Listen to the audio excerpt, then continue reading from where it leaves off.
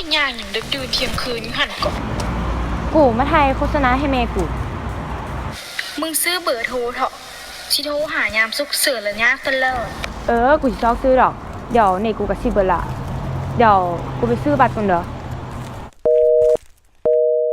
เอ้าเน็ตเบิด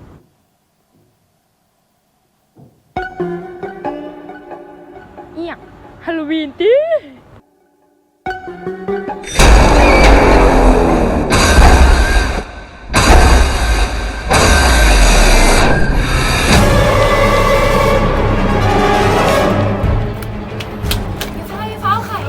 ไข่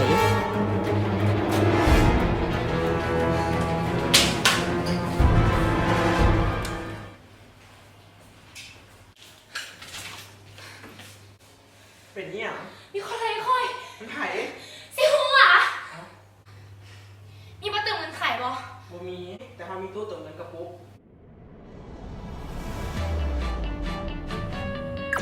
กรุณาระบุหมายเลขโทรศัพท์ของทางใส่เบอร์ตู้เติมเงินกระปุกมีต้อนรับกรุณาเลือกบริการที่ทางต้องการเลือกแบบเติมเงินเก็บเติมเท่าไหร่กรุณาเลือกจำนวนเงินที่ทางต้องการกรุณากดสอบข้อมูลของทางกดปุ่มสีเขียวเพื่อดำเนินการต่อเอาเงินใส่ถ้าแบบนึงได้แล้ว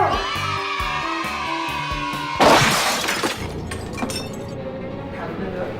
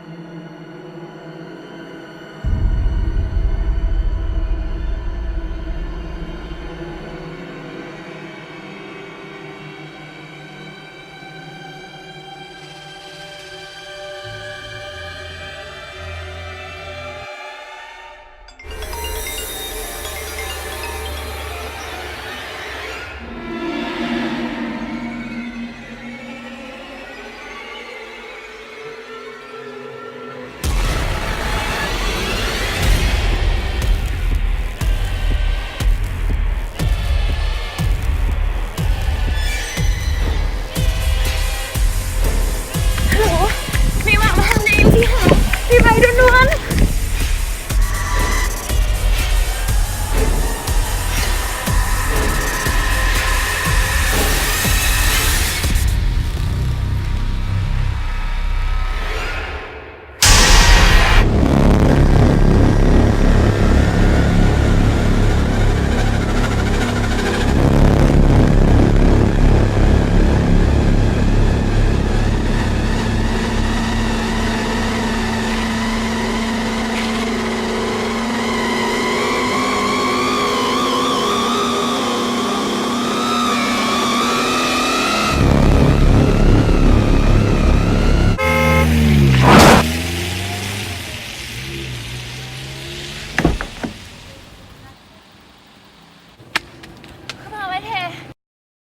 บ้านอยู่ใกล้ๆนี่นะ